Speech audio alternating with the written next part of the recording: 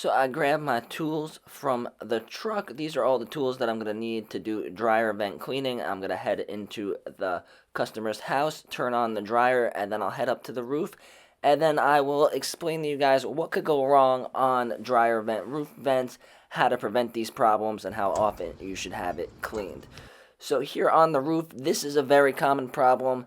This one, there's really nothing you could do to avoid this except have someone go on your roof at least every year to remove the piece of lint that is blocking the airflow.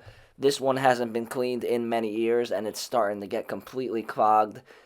Barely any air was coming out. Customer was saying they were getting warning codes, and then when I moved this big piece of lint, it started flowing again.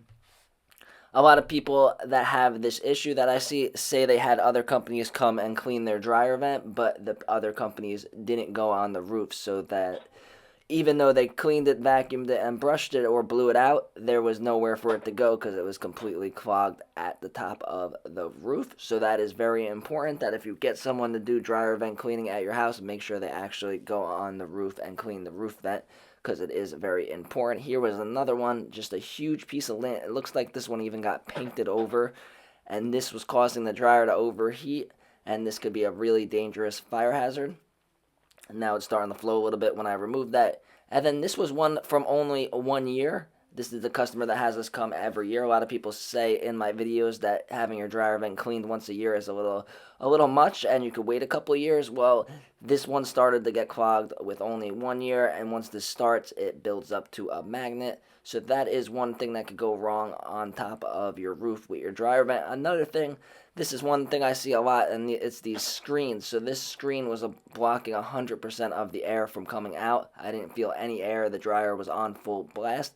And then I removed it, and then it started to flow. I see about 1 to 2 of these every single day. It's the biggest cause of people not being able to use their dryer and having to go to the laundromat and all of this, because it is completely clogged no matter what you do. If you clean your lint screen every time, if you have the whole dryer cleaned, if you have the whole vent cleaned, if it's blocked at one of these screens, it's not going to dry as it should. There's already a door that will keep animals out of your roof vent, but if you are more concerned and want to make sure, if you have a problem with rodents and stuff, this is the correct way to keep animals out of your roof vent, and it is to have one of these metal cages built around it. This will make it so that the dryer will be able to dry, but it will also keep animals out of your roof vent. And if you want to learn how to clean your dryer vent, check out this video over here. Thank you.